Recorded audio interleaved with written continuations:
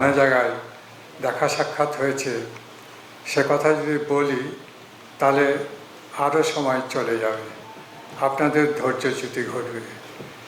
এজন্য আমি সম্বোধন পর্যন্ত বাদ দিয়ে আমার একটা লেখা আমি লিখেছি, তার সম্পর্কে আজকে এখানে স্মারক বক্তব্য হিসেবে পেশ করার কথা, সেটাই পাঠ করে শোনাব, যাতে অতি সময় বাঁচানো যায়, আপনাদের বিরক্তি না ঘটে।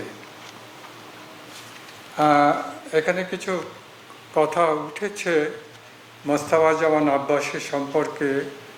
আসলে উনি একজন প্রথিত যশা গুণী মানুষ এবং এই বিভিন্ন ধারায় তার যে অবদান আমাদের সাংস্কৃতিক বুদ্ধি জীবনে, সে তাকে স্মরণ করা আমাদের নিজেদের একটা দায়িত্বের মধ্যে পড়ে।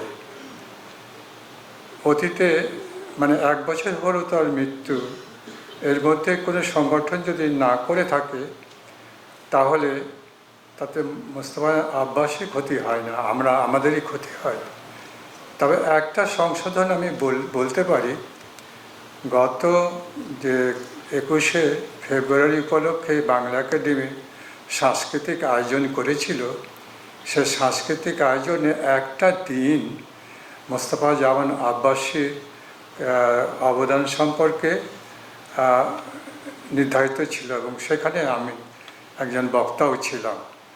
তো বাংলা একাডেমি তাকে স্মরণ করেছে, শিল্পকলা একাডেমি তো তিনি মহাপরিচালিকা ছিলেন এবং এখানেও তার সঙ্গে আমার সাক্ষাৎ হয়েছে। আমার বই একটি প্রকাশ করেছিলেন তিনি যখন একাডেমির মহাপরিচালক ছিলেন। তা কিন্তু এই বাংলা একাডেমি শিল্প একাডেমি করলে তো হবে না, তার যে অবদান, তিনি যে আমাদের একটা প্রতীক সাংস্কৃতিক জীবনের, এটা যদি আমরা বিস্মৃত হই তাহলে আমরা নিজেদেরই ক্ষতি ডেকে আনবো আর কি।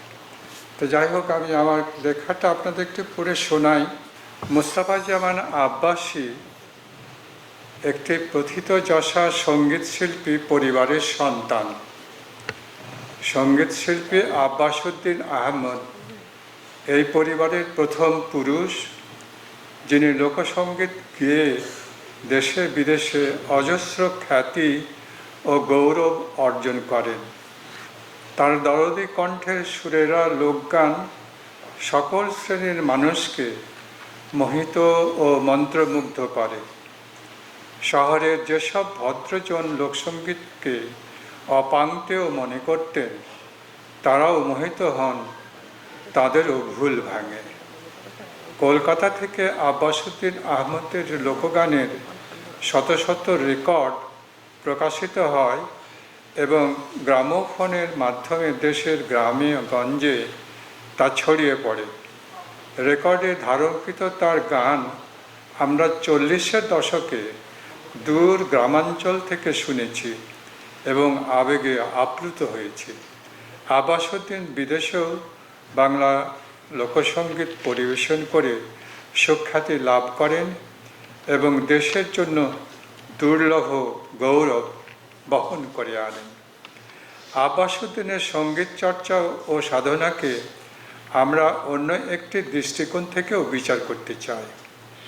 20 শতকের গোড়ায় সাহিত্যের ক্ষেত্রে কাজী নজরুল ইসলাম ও জসিমউদ্দিন আহমদ, সঙ্গীতে কাজী নজরুল ইসলাম ও আব্বাস উদ্দিন, শিক্ষা প্রতিষ্ঠান হিসাবে ঢাকা বিশ্ববিদ্যালয়, সাংস্কৃতিক সংগঠন রূপে ঢাকা মুসলিম সাহিত্য সমাজ এবং ক্রীড়া জগতে কলকাতার মোহামেডান স্পোর্টিং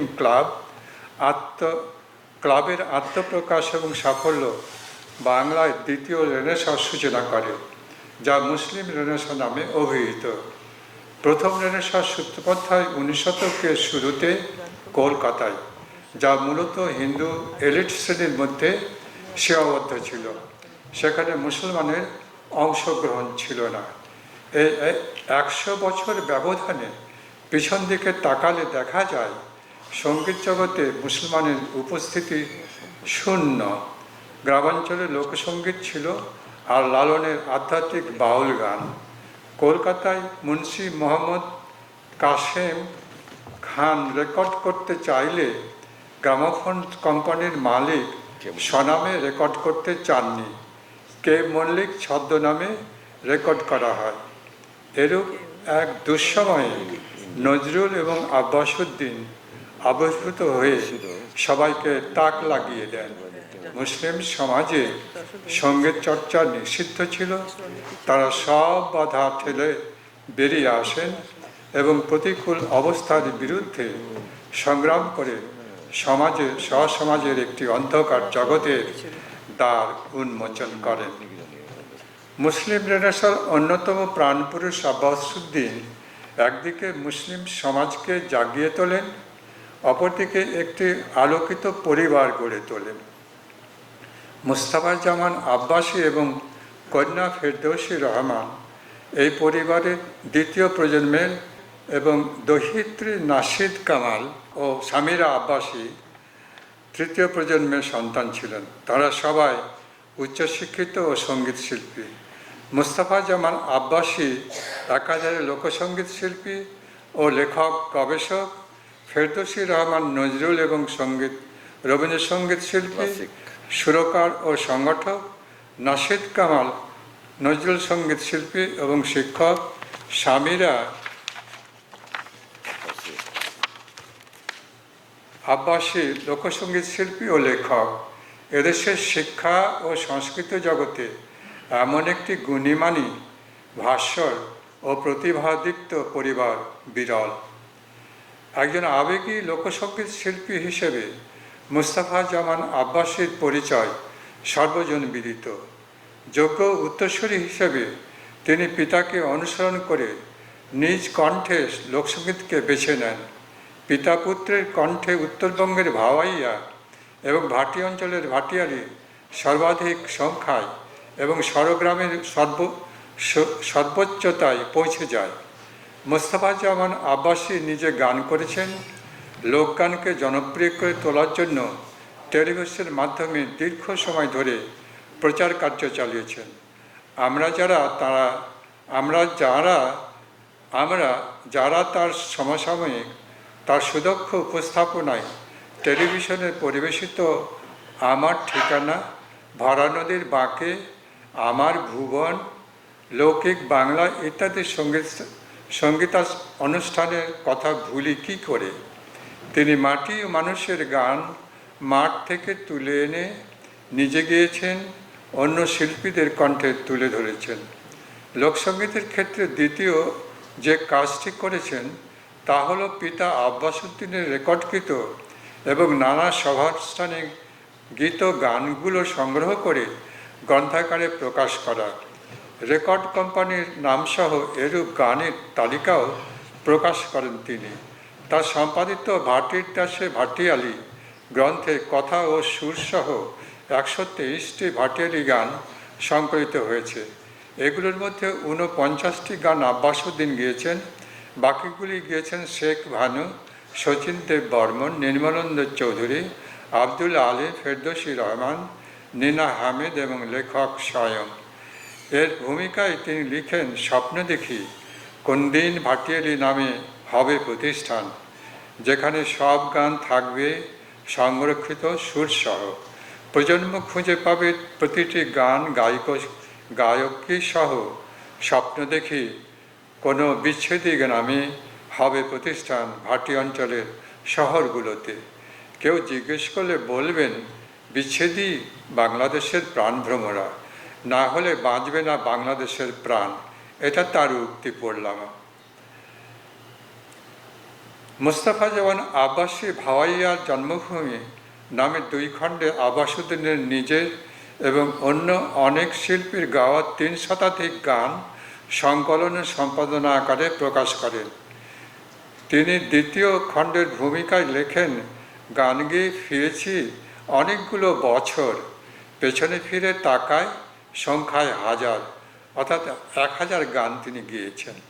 সারা জীবন গান গাওয়া এবং গানের সংকলন প্রকাশ করা ছিল বাংলার লোকসঙ্গীতের প্রতি তার অকৃত্রিম অনুরাগের ও নিষ্ঠার বহিঃপ্রকাশ।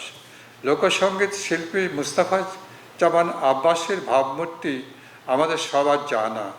তিনি যে একজন বড় মাপের লেখক এবং গবেষক সে বিষয়ে আমাদের অনেকের ধারণা সীমিত।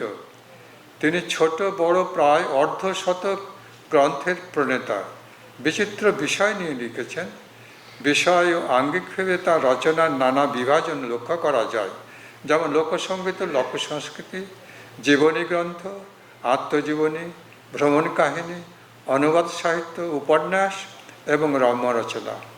পিতার জীবন ও অবদান নিয়ে রচিত আব্বাসউদ্দিন আহমদ মানুষ ও শিল্পী, পারস্য কবি রুমিকে নিয়ে রচিত রুমির অলৌকিক বাগান, লালন শাহের জীবন এবং বাউল গান নিয়ে রচিত লালন যাত্রীর পসরা প্রভৃতি গবেষণাধর্মী গ্রন্থ বিশেষভাবে উল্লেখ করা আবশ্যক। একজন মননশীল গদ্য লেখক হিসাবে সাহিত্যিক পরিমণ্ডলে তিনি একটা স্থায়ী আসন করে নিয়েছেন। তিনি গদ্য রচনায় একটি নিজস্ব রীতিও তৈরি করে নিয়েছিলেন ইত্যাদি। তার যে লেখক জীবনের পরিচয়টা আমাদের কাছে অনেকেরই অজানা, আমার নিজেরও অজানা ছিল। এখন জেনেছি যে আব্বাসী উনি যদি কেবল লোকসঙ্গীত গাইতেন তাহলেও তিনি স্বনামে খ্যাতি অর্জন করেছেন এবং সেটা আমাদের স্মরণের হয়ে থাকত। তিনি যদি কেবল লোকসঙ্গীত সংগ্রহ ও প্রকাশ করতেন তাহলেও তিনি একটা অমর কীর্তির অধিকারী হতেন। আবার তিনি যদি বিভিন্ন গ্রন্থ রচনা করেছেন, গবেষণা করেছেন, সেই হিসাবেও তার একটা পরিচয়।